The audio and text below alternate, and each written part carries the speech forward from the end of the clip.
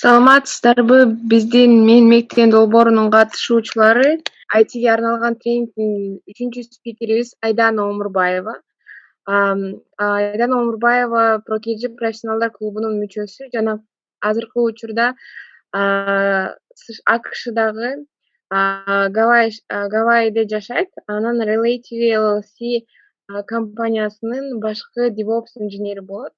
Айдана бүгүн биз менен эмне үчүн IT жумушу кыз келиндерге ыңгайлуу деген темада тренинг өтүп берет. Айдана, саламатсызбы? Саламатсызбы Аяна? Баарыңыздарга салам. Кыргызстанда азыр күн болуш керек. Туура убакытты тандадык деген ойдомун. Бүгүнкү вебинардан, тренингден пайдалуу маалымат аласыңар деген ойдомун. Башында айтып кетейин. Эмне үчүн IT жумушу кыз келиндерге ыңгайлуу деген тема болгонуна карабай, IT өзү жалпысынан эле бул кыздарга дагы жана балдарга дагы өтө ыңгайлуу кесиптердин бири. Ошого башында эле силерде суроо жаралбасын, бүгүнкү вебинар же бүгүнкү тренинг, значит, кыздар үчүн эле экен да, же келиндер эле үчүн экен да, балдар биз эмне кылабыз деген ой келбесин. Бүгүнкү айтылган маалыматтын баары балдарга дагы, кыздарга дагы пайдалуу болот деген ойдомун. Биз бул теманы тандаганыбыздын себеби баардыгыңарга белгилүү болсо керек, негизи эле IT жумушу, инженер жумуштарынын баардыгы эле көбүнчөсү бул балдар үчүн, балдарга ыңгайлуу деген стереотиптер бар да. Ошол стереотипти бузуп, ошол ойдон чыгарып, башка азыр кесип тандоонун алдында турган кыздарга, окуучуларга туура маалыматты жеткиргим келди. Ошондуктан теманын дагы вебинардын да темасы ушундай теманы тандадык. Өзүм жөнүндө бир аз айта кетейин, тааныштыра кетейин. Тааныбагандар бар болсо араңарда бул Айдана деген ким деп ойлонуп жаткан болсоңуздар. Менин атым Айдана Омурбаева. Үй бүлө менен акыркы 10 жылдан бери Америкада жашайбыз. Азыркы учурда биз Аян айткандай Гавайи аралында жашап жатабыз, аралыктан иштеп жана балдарды карап. Буга чейин Гавайиге чейин Чикаго шаарында жашап, иштеп келгенбиз. Мен дагы, менин жолдошум Бакыт дагы экөөбүз тең IT багытындагы адистерденбиз. Мен азыркы учурда Relativity деген компанияда, бул IT компанияда Senior DevOps инженер болуп иштейм. Бакыт Cloud DevOps инженер. Бакыттын компаниясы Калифорния штатында жайгашкан. Мен иштеген компания headquarter'ы башкы главный офиси ошо Чикаго шаарында, даунтаунда. Андан сырткары биздин Мурас IT клубубуз бар. Бул жерде Мурас клубда биз ошо Америкадагы бүт ITде эмгектенип жаткан мекендештерибиздин баарын башын бириктирип бир клуб, бир хаб кылайлы деген ойдо ачылган клуб. Чоң IT форумдарды өткөрдүк. Акыркы форумубуз былтыр март айында болду. Как раз пандемиянын алдында өткөргөнбүз. 300гө жакын адам келген. Аябай жакшы деңгээлде өткөргөнбүз. IT жаатында жараткан жакшы ийгиликтерди жаратып жаткан байкелерибизди, эжелерибизди чакырып спикер кылганбыз. Аябай кандай десем пайдалуу болгон деп ойлойм. Жакшы фидбектерди, отзывдарды алганбыз бүткөндөн кийин. Андан сырткары Мурас клуб катары 3 багытты аркалайбыз. Ал жерде бул карьердик өсүү, стартап инкубатор, жаңы идеяларды колдоо, жаңы стартаптарды ачуу жана Кыргызстандагы жаш муунга IT баатында IT жөнүндө туура маалымат жеткирүү. Андан сырткары ошо Мурас клубтан сырткары дагы We All Code деген кандай десем ProKG'ге окшогон америкалык компания бар, non-profit мындай айтканда. Ал жерде биз 5 жаштан 16-17 жашарга чейинки балдар кыздарга оюн аркылуу код үйрөтөбүз. Бул Python, JavaScript, HTML, CSS сыяктуу код тилдери менен ошо балдар менен биргеликте ар кандай оюндарды, сабактарды өткөрүп турабыз. Ошондой чоң организация бар. Ошол организацияда мен волонтер жана ментормун. Women in Tech долбоорунун спикери деп турам. Women in Tech бул кыз кишилер, кыз келиндер, аял кишилер ошо IT жаатында кандай панелдер болбосун, кандай метаптар, нетворкингдер болбосун, Америкада дагы ошол жаатта эмгектенем. Жумушта дагы, жумуштан сырткары ошондой метаптарда барып, өзүмдүн опытым менен, практикам менен бөлүшүп турам. Өзүмдүн кандай десем, басып өткөн жолумду айтып, өзүмдүн профессиям жөнүндө айтып. Ооба, Women in Tech долбоорлорунун баары бул Чикагода, Америкада болгон бүт организациялар. Бунун баары англис тилинде болот. Ошондой эле ошо англисче болуп жаткан англисче метаптарды Кыргызстанга алып келиш үчүн ушундай Мурас Club, Кыргыз Women in Tech Breakfast окшогон нерселерди уюштуруп турабыз. Бүт IT жаатында иштеген кыз келиндерди чогултуп, эртең мененки тамактанууда сүйлөшүп, ойлорубуз менен бөлүшүп, болуп жаткан кыйынчылыктар менен бөлүшүп, негизи ошондой платформа түзгөнгө аракет кылганбыз. Анан ошо 2020-жылы, былтыркы жылы март айы Америкада аялдардын айы деп эсептелинет. Биздин компания дагы ошондой бир конкурстарды өткөрүп, ошонун ичинде мен жеңип чыгып, мен жөнүндө 4 минуталык, мындай айтканда, ролик тартылган. Аябай ал роликке кандай десем, гордилась, что ошо компаниянын ичинде ошончо 3000ден ашык адамдын ичинен мени тандап, ошо Кыргызстандын бир кызын тандап тартышып, андан сырткары менин компаниям эле эмес, менин компаниям менен чогуу иштеген бүт биздин коллегалар, кандай десем, customer, клиенттерибиз бардык платформада бөлүшүлгөн, биздин компаниянын блогунда бөлүшүлгөн. Алар Кыргызстан каерде экенин үйрөндү. Көпчүлүк адам ошол видеодон кийин Кыргызстан жөнүндө кызыгып баштады. Кыргызстанда ушундай талантливый кыздар бар экен деп аябай сүйүндүм, что Кыргызстанды ошондой жактан тартуулаганыма. Бул менин үй бүлөм. Жашоомдогу биринчи орунга койгон кандай десем, максатым десем дагы болот. Бул мен биринчи орунда DevOps инженер же блогер же ютубер эмесмин. Биринчи орунда мен апамын. 2 балам бар. Кызым 4 жашта, балам 2 жашта. Вот ушундай үй бүлөм бар. Үй бүлөдө дагы, жумушта дагы экөөнү тең алып кеткенге аракет кылган үй бүлөлөрдөнбүз. Эми биздин өзүбүздүн темага кайтсак, башында эле давайте IT деген эмнеден баштасак болот. IT деген бул information technology деп коет, англис тилинен алынган. Ошо information technology'нын кыргызчага которгондо бул маалымат технологиясы. Көпчүлүк IT жөнүндө билбеген адамдар аябай IT эмне экенин түшүнбөй көп кыйналышат. Негизи IT деген эмне? IT деген тилди кантип үйрөнсөм болот деп сурашат. Ошого башында ушул жөнүндө айтып өтөйүн. IT деген бул information technology, кыргызча айтканда маалымат технологиясы дегенди жалпы түшүнүктүү билдирет. Маалымат технологиясы компьютерлерди колдонуп, ар кандай маалыматтарды иштеп чыгууга, сактоого жана башкарууга жардам берет. IT бул океандай чоң деп айтам ар дайым. Бул IT менен чектелбей, мен IT-ни кантип үйрөнсөм болот деп сурашат.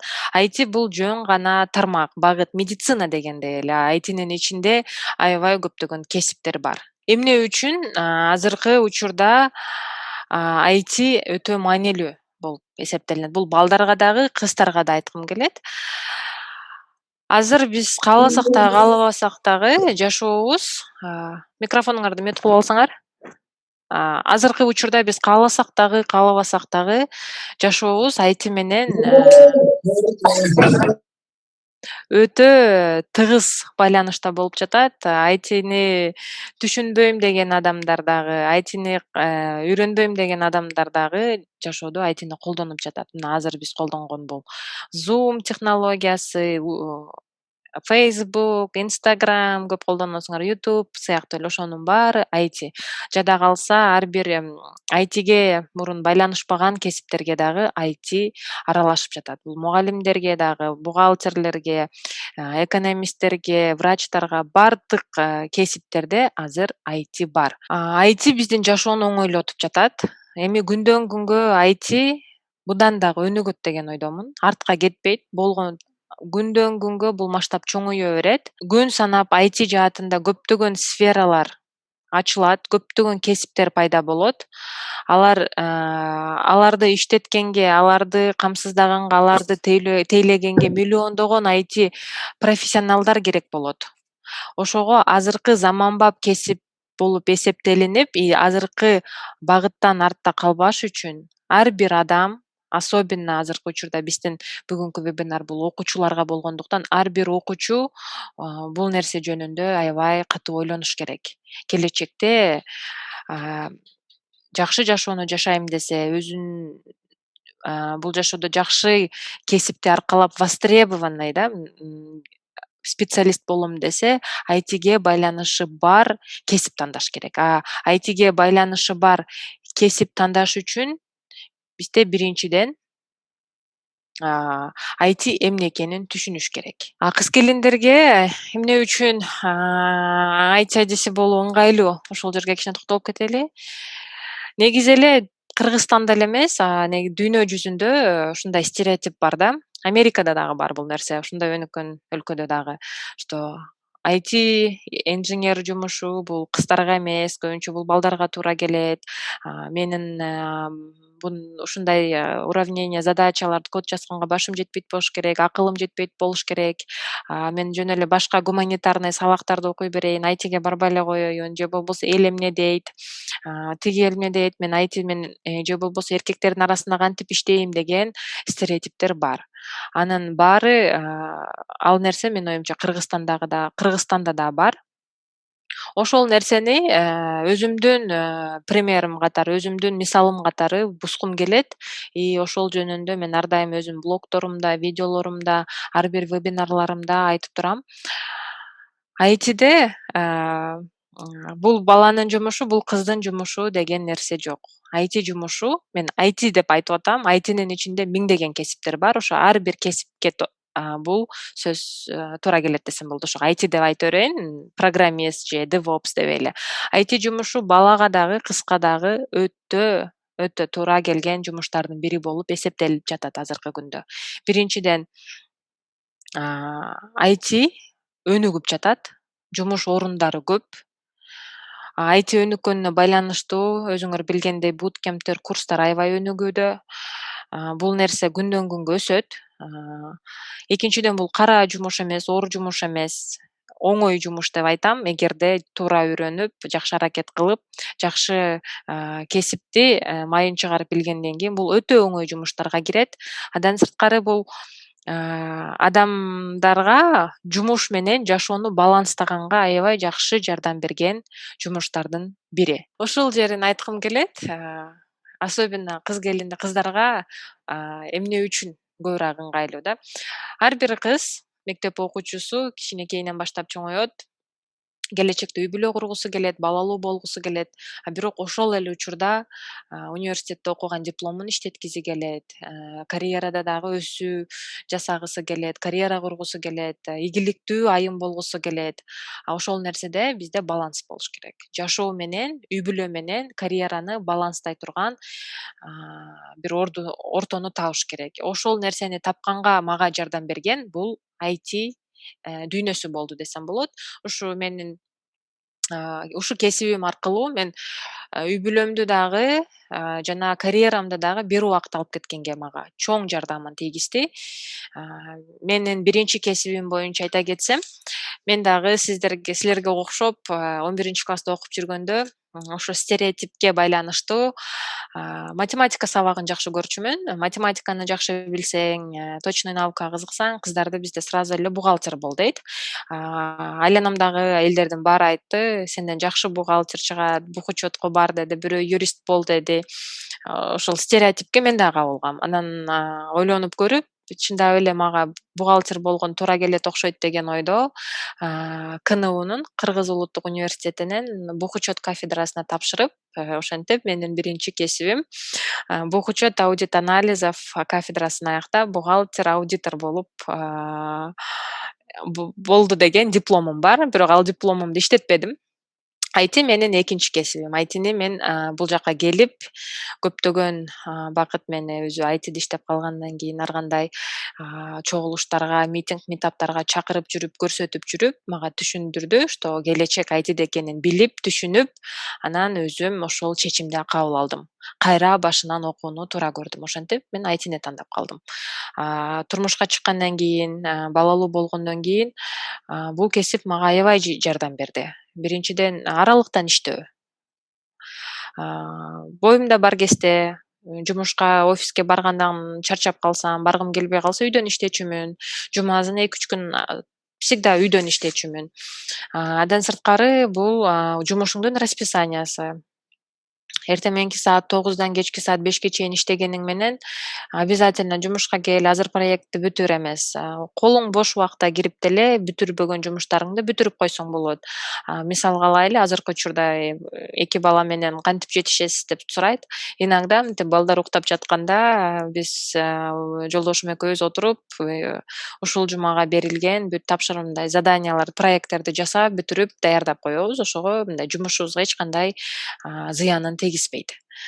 Экинчиден, үчүнчүдөн дейин ITде негизи адам ар дайым изденүү менен алек болот. Мен ошону өзүмдүн примерим катары, башка менин жакын арамда IT жаатында иштеген адамдардын примери катарында айта алам.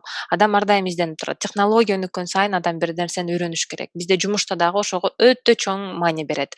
Атайын бюджет бөлүнөт, акча бөлүнөт, убакыт бөлүнөт, жаңы технологияларды үйрөнгөнгө, жаңы тилдерди үйрөнгөнгө, жаңы конференцияларга, воркшопторго барганга. Ошондой возможность түзүлөт. Ошондо адам ар дайым дүйнө кайсыл жака өзгөрүп баратканы жөнүндө, дүйнө эмнеге тренд болуп жатканы жөнүндө, акыркы жаңылыктар менен ар дайым билип, ошо дүйнө менен чогуу өзгөрүп, өнүгүп турат. Бул эң чоң плюстарынын бири десем болот. Жана IT жаатындагы адамдар кандай подсознаниядан уже жумушка көнүп калгандан кийин бир нерсени бат үйрөнүшөт, тилди бат үйрөнүшөт. Баягы адам убакыт өткөн сайын үйрөнгөн нерсеңди унутасың да, баягы 30 жыл бою бухгалтер, өзүмдүн биринчи кесибимди айтам, бухгалтер болуп иштеп жүрө берип, бир эле эсеп кысапты чыгара берип, мээ тренировка болбой калат. IT дүйнөсүндө адам күнүгө бир проблемага кабылат. Ар бир проект бир проблема. Ар бир проект кылган сайын сен бир проблеманы чечип, мээңе жаңы информация берип, өзүңдү өзүң өнүктүрүп турасың да. Бул кесип ошо өзүн өнүктүргүсү келген адамдарга, кыздарга особенно да, бир эле баягы бытовуха менен жумуш, баланы тарбиялоо менен эмес, мындай үй жумушу менен эле алектенбей, жумушта өзүн өнүктүргөнгө дагы жакшы мүмкүнчүлүктөр болот. Жумуш кылып жатып эле адам үйрөнөт. Өзүңүздөр билесиздер, үй бүлөдө негизи бактылуу болуш үчүн эне бактылуу болуш керек. Эне бактылуу болуш үчүн эне өзүнүн каалаган жумушунда иштеп, өзүн бактылуу сезиш керек. Ошондо ошол кыз, келин тарбиялап жаткан балдар дагы бактылуу болот. Жана үй бүлөдө бизде тарбиянын көбүн эне берет. Эне билимдүү болсо, балдары да билимдүү болот. Ошол нерсени мен ушул кесип аркылуу таптым десем болот. Ошого элдер сурашат, кайсы кесипти тандайын, же ITни тандасамбы, тандабасамбы, мен билбей жатам, математикам начар, же болбосо мага жакпай калса эмне кылам деп айтышат да. Мен өзүмдүн оюмду ошентип билдирем. Эгерде мен сиздердин ордуңарда болгондо ошентип тандамакмын. Мага дагы ошо 11-класста кесип тандоонун астында турганда, ошентип бирөө мага айтканда, балким мен башынан баштап эле университеттен баштап эле ошо IT кесибин тандамакмын. Ошонусу менен кыз келиндерге дагы өтө ыңгайлуу. Эмне үчүн кыз келиндер ITни тандаш керек? Кыз келиндер эмес, балдар деле айтып кетейин ошол жерде. Себеби азыркы дүйнө жүзүндө IT адистерине болгон муктаждык күндөн күнгө күчөп жатат. Жана маянасы дагы жакшы. Ар бир адам, вот азыр уже мындай силерди жаш бала деп айтса болбойт, уже взрослый adultсыңар, англисче айтканда, взрослый адамсыңар. Аябай бир чоң чечимдин астында турасыңар. Келечектеги кесиңерди тандап жатасыңар. Ошого бул осознанный выбор болуш керек. Мен азыр ITни макташым мүмкүн, бирөө келип бухучетту мактайт, бирөө аудиторду мактайт. Мен ар бир кесип ардактуу. ар бир кесип ардактуу. Бул кесиптен жаман деп айтпайм эч качан. Ал туура эмес деп ойлойм.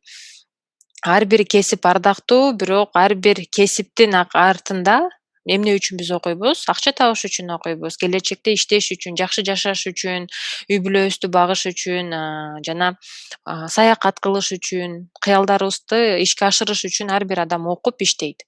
Ошого маянасы жакшы болгон жумушка ар бир адам иштегиси келет. Ошол жакта да ойлонуп көрүш керек. Ошого акыркы чечимди кайра эле келип өзүңөр кабыл аласыңар, өзүңөр чечесиңер. Ошого ойлонуп, осознанно өзүңөр тандашыңар керек келечекте кесипти. Ким болгум келет, кайсыл тарапты өзгөргүм келет.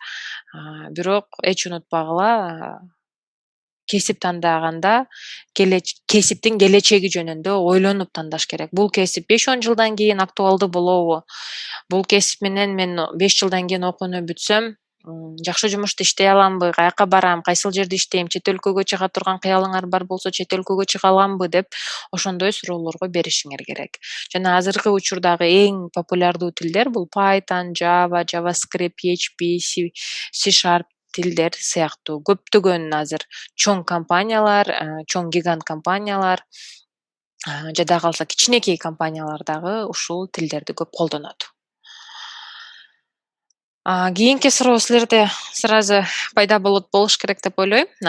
Көптөр окуучулардан көп келет суроо. Эже мен 5 жыл убакытымды универге кетирбей эле курстан окуп алсам кандай болот? Же 9-класстан кийин каяктан окусам болот деген суроого буга кыска жооп берейин. 9-классты бүткөндөн кийин IT колледждер бар, Политехте бар, Манаста, Ататүрк сыяктуу университеттерде колледждер бар 9 базасынан кийинки. 11-классты окуп жаткандар бул, конечно, бул вуздар. Высшее учебное заведение, жогорку окуу жайлар. Ошолордун ичинен ошо компьютердеги илимдер сыяктуу IT факультеттерин тапшырып окусаңар болот. Ал эми азыр ата-энеңер көрүп жатса, эжекейлер, башка уже окууну, мектепти бүтүп койгон адамдар көрүп жаткан болсо бул вебинарды же көрсө келечекте силерге көбүнчөсү IT курстар туура келет. Жогорку билимиңер бар, бирок өзүңөрдүн кесибиңер менен иштебесеңер, айлыгы аз болсо же өзүңөрдүн кесибиңер жактырбай жаңы өзгөрүүнү кааласаңар, сиздерге көбүнчөсү IT курстар туура келет. Кийинки суроо.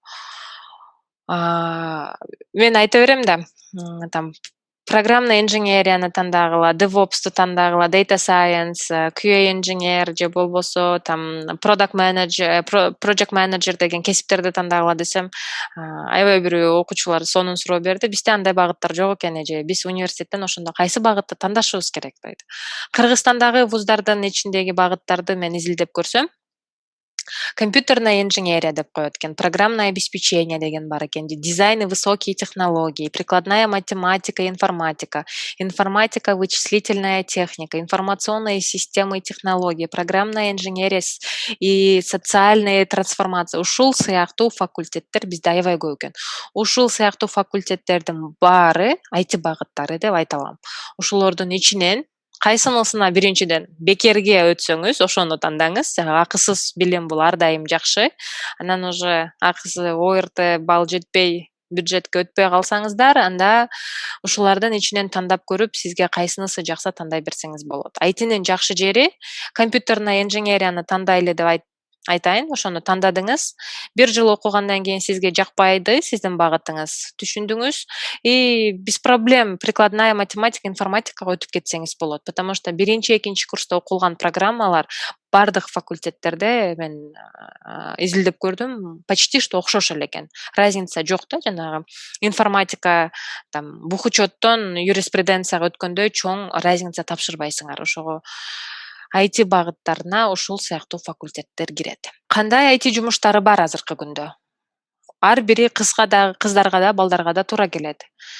Ушул список бардыгын айтпай эле коеюн, кааласаңыздар скриншот кылып алсаңар болот, сүрөткө тартып алсаңар болот. Азыркы дүйнө жүзүндөгү эң актуалдуу кесиптер деп ушул кесиптер саналат жана ушул кесиптер Кыргызстанда дагы, чет өлкөдө дагы аябай актуалдуу.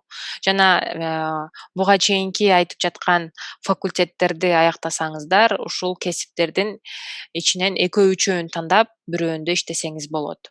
ITнин жакшы жери IT университеттерде общий концепция берет да, общий нерсе окутат. концепцияны окутат. Допустим, программный инженерияны тандасаңыз, сизге окуп жатканда 5-6 тилди окутат университеттен. Университетти бүткөндөн кийин сиз 5-6 кесиптин ээси болуп чыктыңыз деп эсептей берсеңиз болот. Бул фронт-энд инженер, бэк-энд инженер, full stack инженер, же болбосо DevOps инженер, же болбосо QA инженер деген сыяктуу. Потому что IT универсальный кесиптерге дагы кирет. Бир факультетти аяктап 10 кесиптин ээси болгонго дагы мүмкүнчүлүк түзүлөт. И университеттеги эле программа менен калып калбастан, студент дагы жаңы чыккан технологияларды өз алдынча окуш керек. Бир нерсени айткым келет. Университетте жакшы бизде билим бербейт экен. Кандай кылсак, университетте окутпайт экен жакшы акыркы актуалдуу кесиптерди, курска эле барып окусамбы дейт.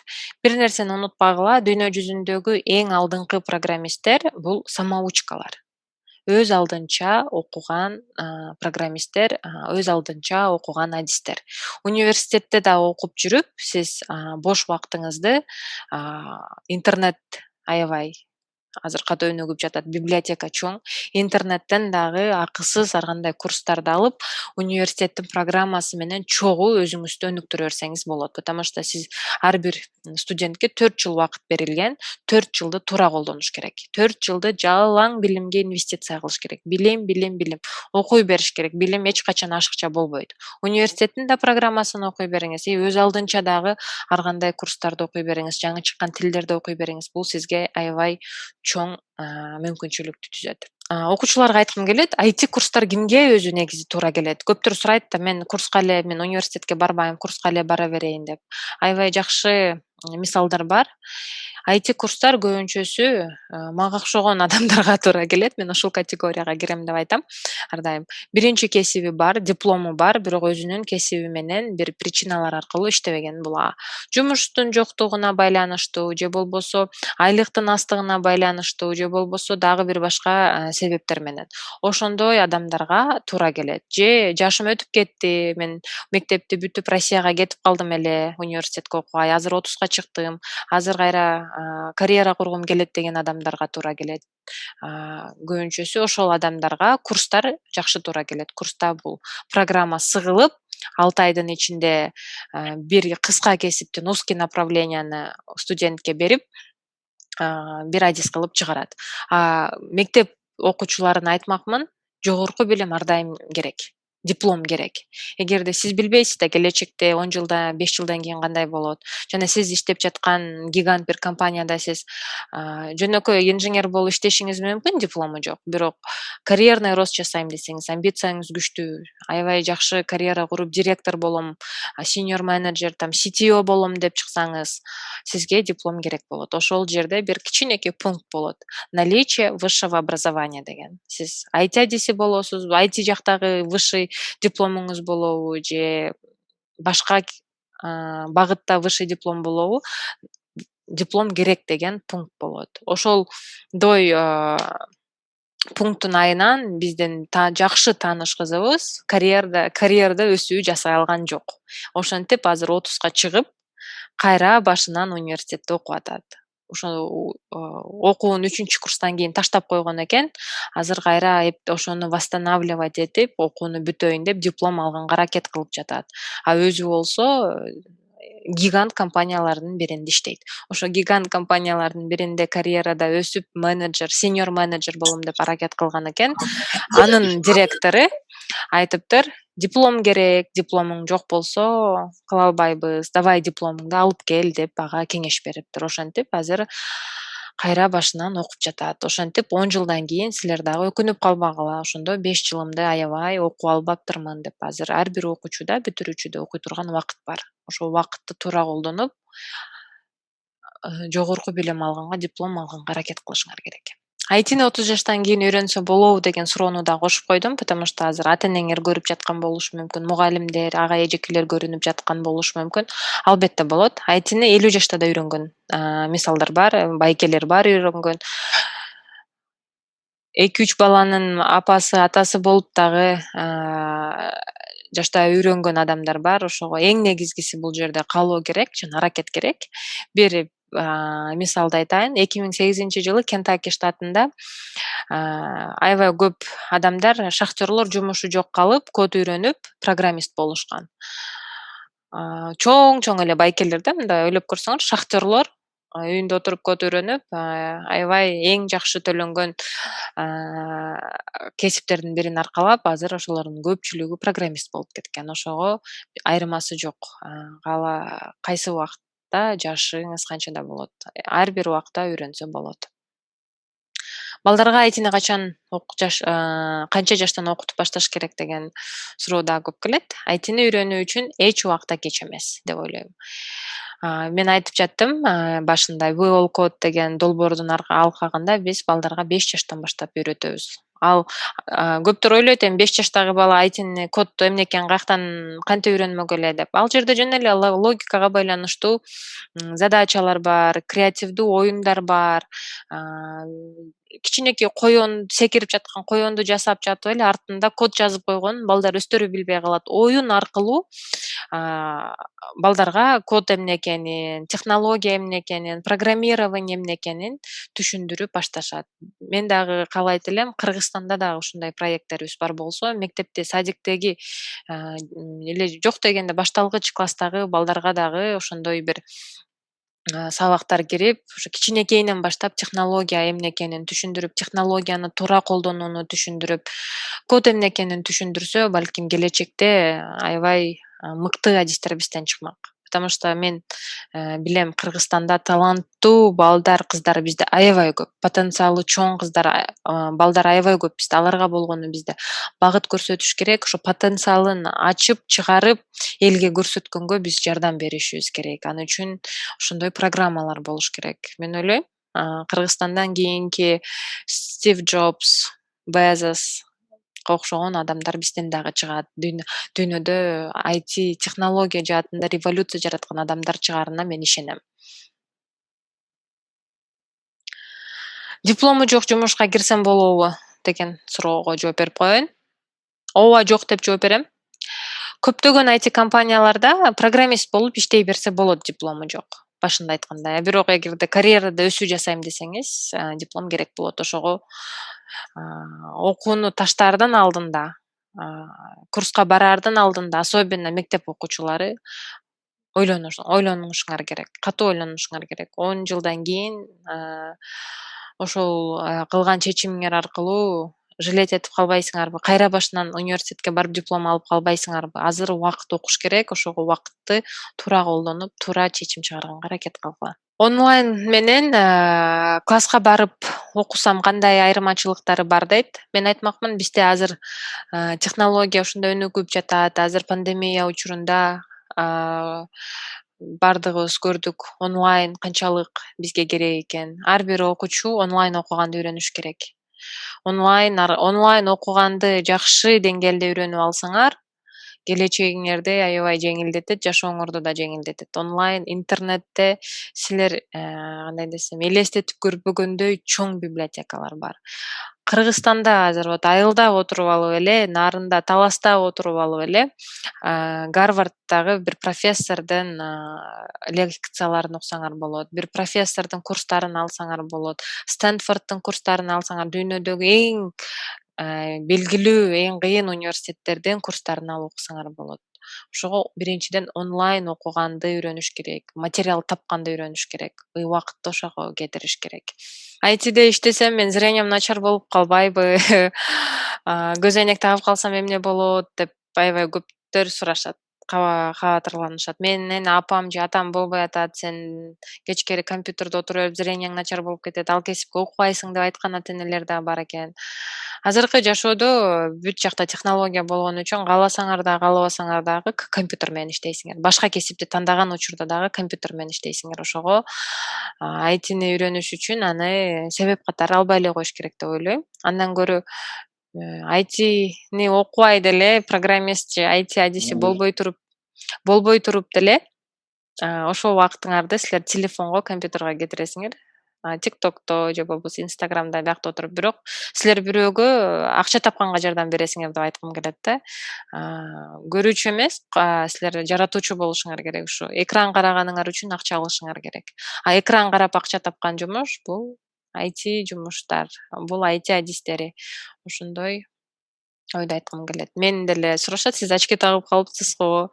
Сиз ошо компьютерде отура берип, очки зренияңыз начар болуп кеттиби дейт. Жок, мен ITге аралаша электе эле 9-классымда эле зрениям начар болчу, IT эч кандай зыян келтирген жок деп айтам. Ар бир жумуштун өзүнүн кыйынчылыктары болот. ITни мен прям өтө оңой, прям жыргайсыңар деп дагы айтуудан алысмын. Ар бир адам өзү тандаш керек, кызыгыш керек, үйрөнүш керек. Бирок келечектеги перспективасы үчүн, келечектеги силерде кура турган карьера үчүн, жашоо үчүн кичине аракет кылып, ошого аракет менен жетсе болот деген ойдомун да. Ошол жакты дагы карап көрүшүңөр туура болот. IT окуган кыйын эмеспи деп көптөр сурайт. Мен ар дайым айтам, жашоодо жеңил жумуш, бекер тамак жок. Медицинада эле бул медик болуш деле оңой эмес. Бухгалтер болуш деле оңой эмес. Мугалим болуш деле оңой эмес. Мугалим болуш өтө кыйын. Мугалимдик жумуш бул эң кыйын жумуштардын бири деп айтам. Бирөөгө бир нерсени жаш балага үйрөтүү. Ошол сыяктуу эле IT деле бул оңой эмес. Аракет кылыш керек ошол нерсеге жетиш үчүн. Кандай кесип, кандай кандай десем, жумуш болбосун, ар биринде мээнет менен гана жетебиз. Ошого бул оңой эле экен, мен деле жөн эле компьютер басып үйрөнүп алам, курска барсам болот экен деп ойлошот көптөр. Баягы IT курстар көп болгон үчүн көптөр курсундай өтө серьезно кабыл албайт. Тил сыяктуу эле ойлойт. Англис тилине барганда эле барып келип үйрөнүп эле анан бир күнү программист болуп чыга калам деп. Эгерде адам аракет кылбаса, 10 жолу IT курсуна барсын, 10 жолу университетке барсын, код жазганды үйрөнө албайт. Эгерде серьезно карап, окуп, ошону түшүнгөнгө аракет кылбаса.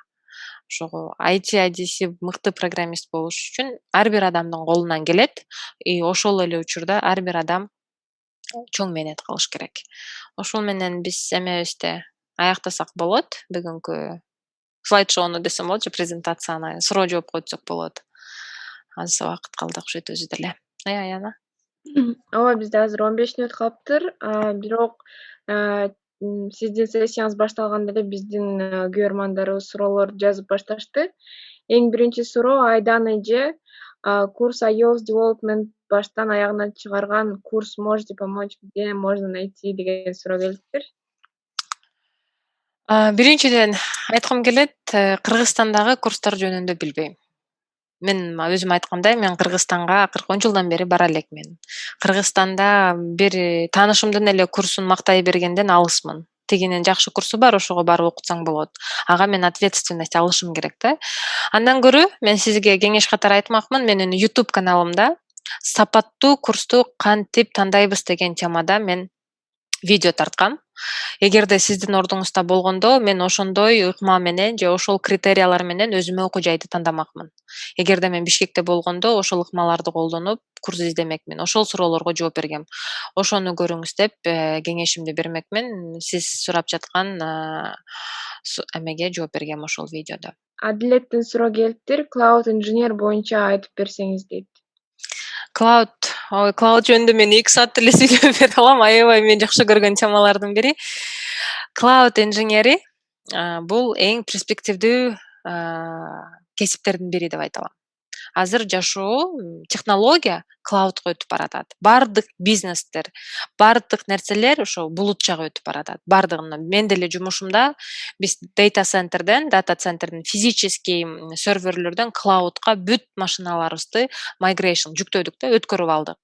Жана бул нерсе мен ойлойм Кыргызстанда, Бишкекте дагы аябай популярный болуп баштайт. Менин билишимче уже Кыргызстанда көпчүлүгү AWS, Digital Ocean, Google Cloud, Azure сыяктуу платформаларды колдонот экен. Акыркы менин бир вебинарым казакстандыктар менен болгон. Казакстандын Go Viral деген фестивалинде. Ошол жакта да DevOps инженерлер менен сүйлөшсөм, Казакстанда дагы мыкты DevOps инженерлер бар экен. И ошолордун көбү уже cloudга өтүп баратыптыр. И cloudду ар бир адам өз алдынча үйрөнүп алса болот. Эгерде cloudга кызыксаңыз, ушу cloud жөнүндө көбүрөөк изилдөө кылыңыз. Мен сизге кеңешим катары айтмакмын, Azure'дан Microsoft'туку же AWS Amazon'дук экөөнүн бирөөнөн баштаңыз. Эң жакшысы бул клауддардын өзүнүн экзамендери, сертификаттары бар.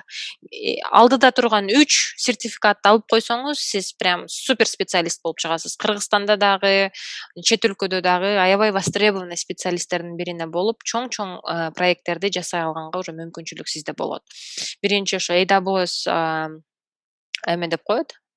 Partition эрет биринчи этабы, кийинки AWS SysOps дегени бар, DevOps дегени бар, ошону алсаңыз болот, же Azure'ды баштасаңыз AZ900, AZ900, анан кийин AZ104, анан кийин AZ DevOps Engineer дегени бар. Ошол сыяктуу эмелерге уже даярданып баштасаңыз болот.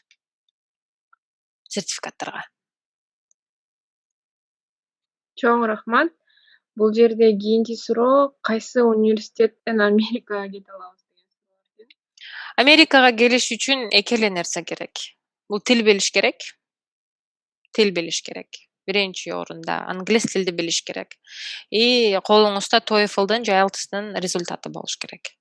Ошол сизде колуңузда сертификат болгондон кийин англис тилин канчалык жогорку балда тапшыра алсаңыз, ошончолук көбүрөөк акысыз окууга киргенге мүмкүнчүлүк түзүлөт. Менин оюмча TOEFL'ды дагы, IELTS'ты дагы Алматыга барып тапшырып келет болуш керек. Кыргызстанда бар деп укпагам. Англис тилге даярданыңыз. Азыр эгерде 11 класс болуп жатсаңыз, уже кеч калдыңыз. Айла жок, ошону айтам, кеч калдыңыз. Окууларга кийинки семестрге аракет кылсаңыз болот. Эгерде 9-10 класс болуп жатсаңыз, азыр ошол окуучуларда жакшы мүмкүнчүлүк бар. Азыртадан баштап даярдангыла. Англис тилдүү өлкөдө жашаган адамга караганда даярданган адам жакшыраак тапшырат. TOEFLга деле менин дагы, сиздин дагы экөөбүздүн кандай десем, акыбалыбыз бирдей эле да. Мен да азыр TOEFL тапшырыш үчүн аябай отуруп катуу окушум керек. Окуган адам, практика кылган адам гана жакшы балл ала алат. Ошо университетке өтүш үчүн, Америка эмес, негизи эле чет өлкөгө чыгыш үчүн айтайын, Европада сонун бекер акысыз университеттер бар. Аябай көп программалар келет экен бизге. Кореяда бар, Германиядан келет, Польша, Чехияда окугандар бар, Ирландияда окугандар бар, Англияда бардыгына тил керек. Даже вот Азияда, Малайзияда аябай көп биздин студенттер бар. Бардыгы тил аркылуу кеткен. Англис тилди билсеңиз гана сиз көптөгөн программаларды таба аласыз. Эч кечиктирбей, эртеңки күнгө калтырбай, азыртадан баштап тил үйрөнгүлө. Бул жерде кийинки суроо, саламатсыңарбы? HTML, CSS, Python кичине өзүнчө үйрөнүп, кайсы багытты тандашты билбей жатам.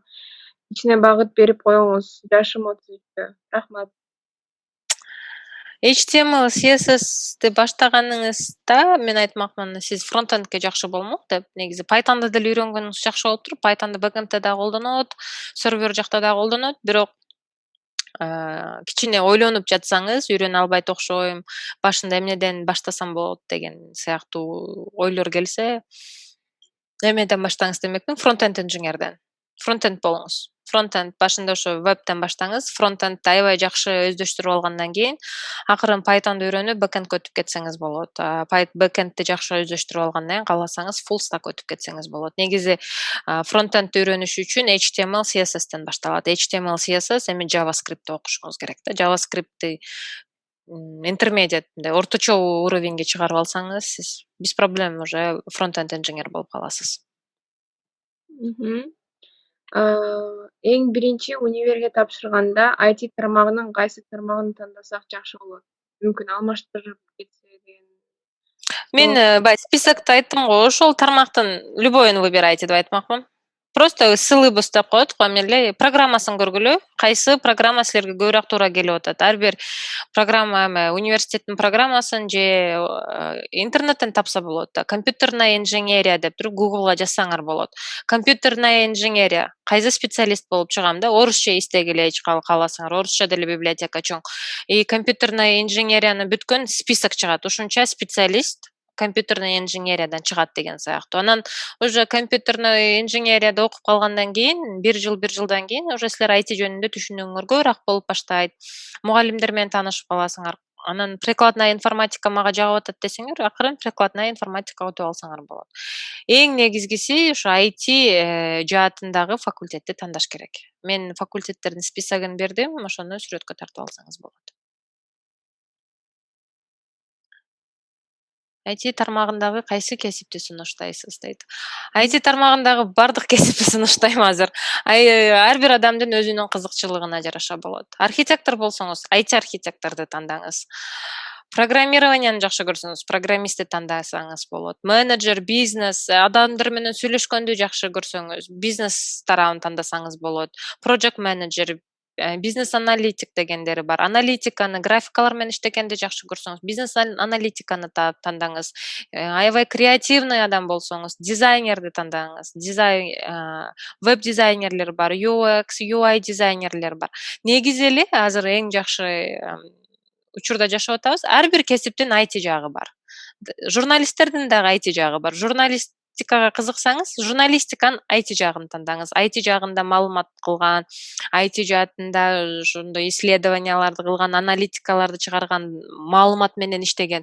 Мен журналист адамдарды билем, IT менен чогуу алып кеткен. Чоң маалыматты өзү анализдеп чыгарып, ошонун жаатында бир андай изилдөөлөрдү жазган журналисттер бар, блогторду жазган журналисттер бар. Ар бир даже медицинанын дагы IT жааты бар.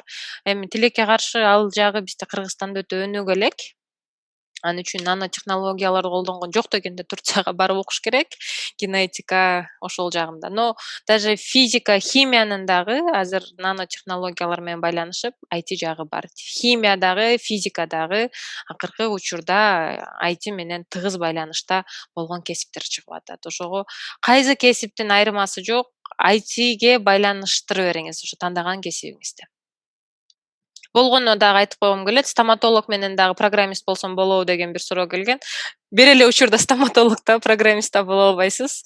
Либо стоматологду тандаш керек, либо ITни тандаш керек. Ошондой учурлар эле кездешип калбаса, так бардык нерсени ошондой жагында изилдөө жүргүзүп көрсөңүз болот. Кийинки суроо Заринадан. Мен азыркы учурда 1-курста окуп жатам. Программистикада. Эгер Америкада окууну улантуу үчүн сөзсүз TOEFL тапшырышым керекпи? Ооба. Эгерде университетке окуйм десеңиз, сиз англис тилди билишиңиз керек. Англис тилди билет деген бул сертификат гана ошо жарайт. TOEFL же IELTS экөөнүн бирөөнүн тапшырышыңыз керек. Анысы жок, окууга кириш өтө кыйын. Кийинки суроо. Фронтенд, бэкенд канчалык айырмасы бар? Код тилдеринин деле, эми код тилдери дегенде биринчи код тили деген эмне жалпак тил менен айтайын. Компьютердин тили да бул. Биз адамдар бири-бири менен сүйлөшкөндө эле мына адамдар француз тилинде сүйлөшөт, немис тилинде сүйлөшөт, орусча, кыргызча сүйлөшөт. Бул дагы ошондой компьютердин тилдин түрлөрү. Ошондой HTML, CSS, JavaScript, Python деп коет. Фронтенд деген бэкенд бул экөө эки кесип. Фронтенд бул сиз жасап азыр кирип жаткан вебсайттагы биринчи көргөн бети да, адам колдонуучу көргөн бети.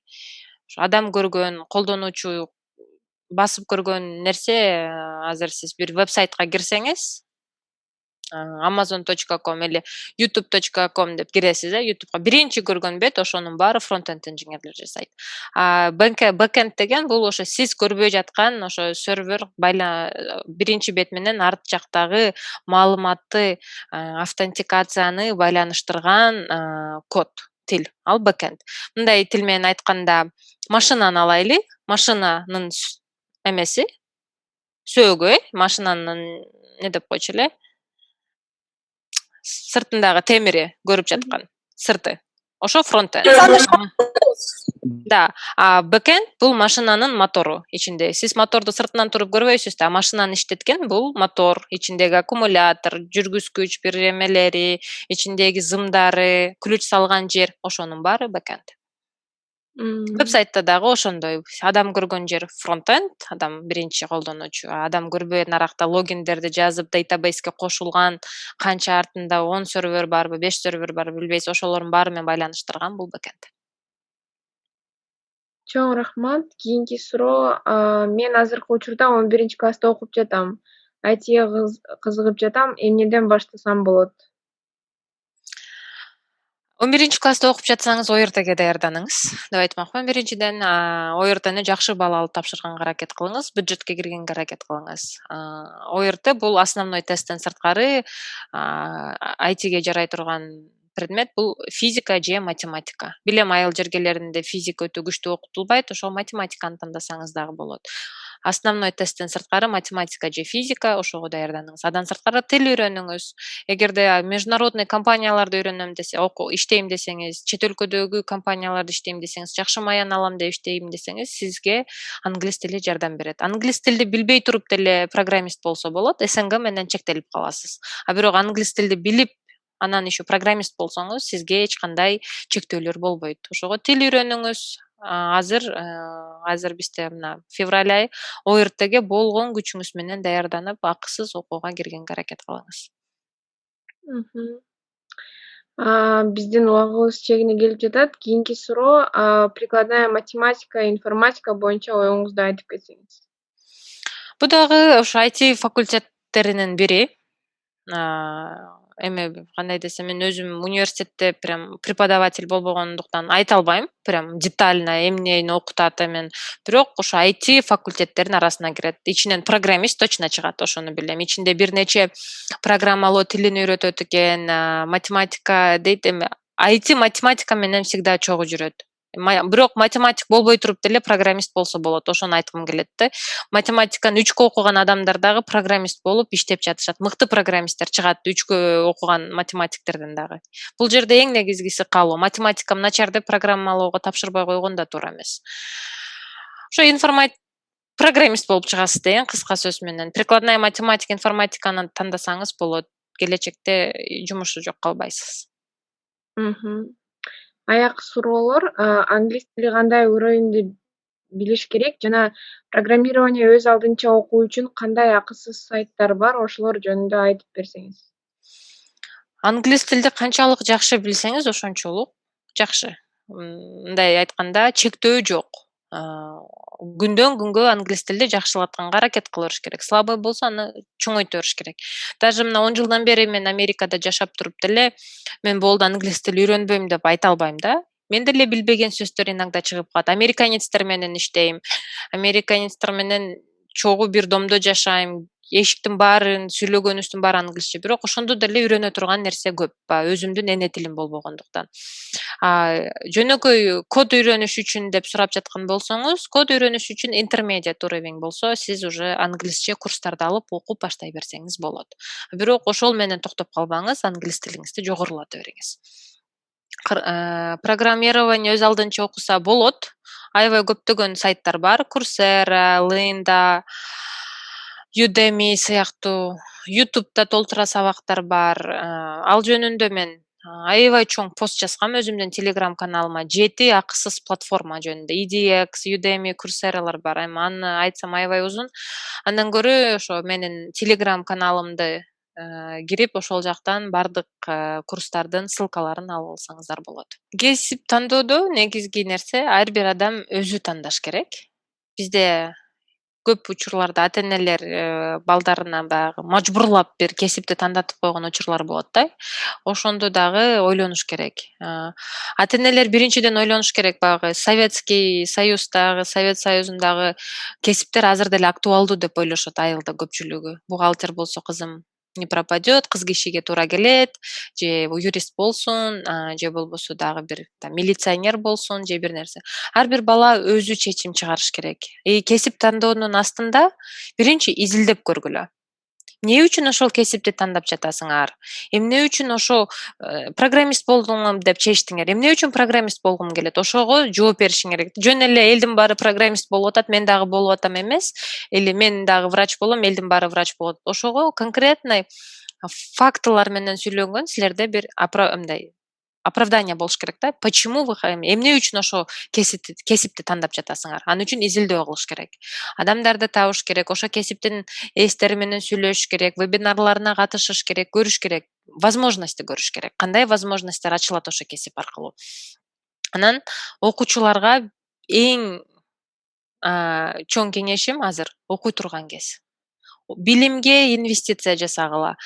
Россияга барып көпчүлүгү мен билем айылда окуучулар жогорку окуу жайга тапшырбай Россияга иштегени кетип калат. Бул таптакыр туура эмес дейм.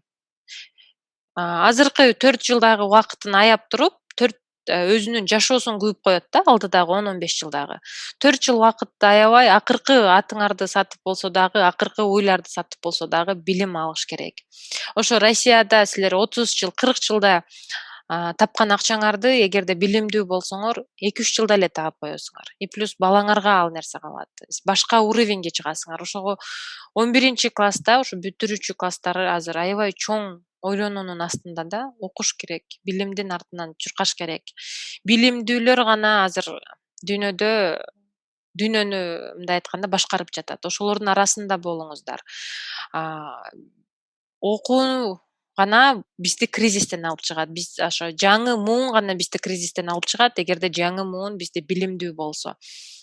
Анан бизде эмнегедир англис тилин өтө окутпайт. Баягы Советский Союздан калган орус тилди билсең, балам, не пропадешь, потому что Россияга барып жакшы жумушта иштейсиң, орусча сүйлөшүп, адамдар менен сүйлөшө аласың деп айтып берет.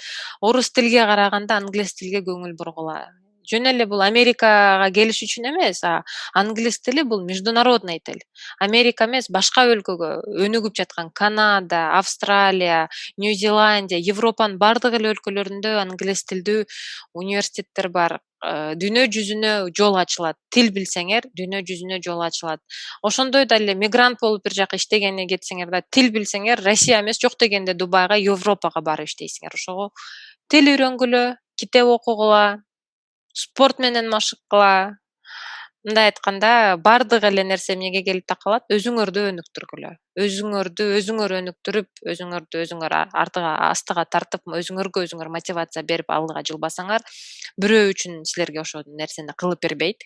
Ошону унутпагыла. Ар бир адам өзүнүн жашооуна, өзүнүн келечегине өзү күрөшүш керек. Кичинекейинен баштап.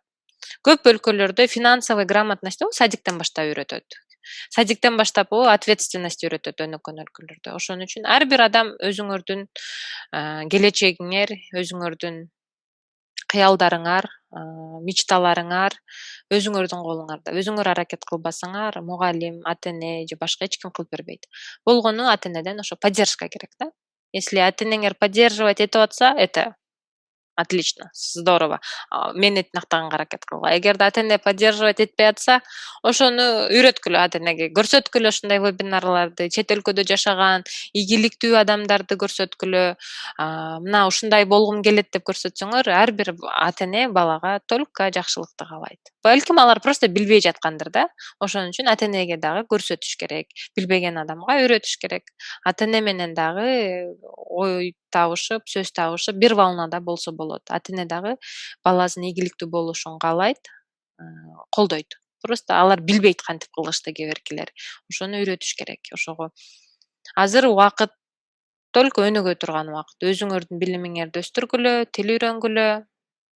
Келечекте силерден аябай ийгиликтүү адамдар чыгат. Джефф Безостой аябай чоң компанияларды ачып, Кыргызстанды именно кризистен алып чыккан силер болуп калышыңар мүмкүн. Ошого эч качан өзүңөрдү чектебегиле. Чектебегиле өзүңөрдү, потенциалыңарды чектебегиле. Колуңардан келет, бардык нерсе колуңардан келет, унутпагыла. Бардык адам бирдей. Бардыгында бирдей мүмкүнчүлүк, бардыгында бирдей убакыт. Болгону ким кандай убакытты колдонот, ошого аракет кылгыла. Менет менен гана бир нерсеге жетсе болот деп айткым келет. Чоң рахмат Айдана сизге. Сиздин кеңештериңиздерге, маалыматка убакыт бөлүп бергениңерге чоң рахмат. Баарыңарга ийгилик, көрүшкөнчө. Жакшы окугула да. Всем пока.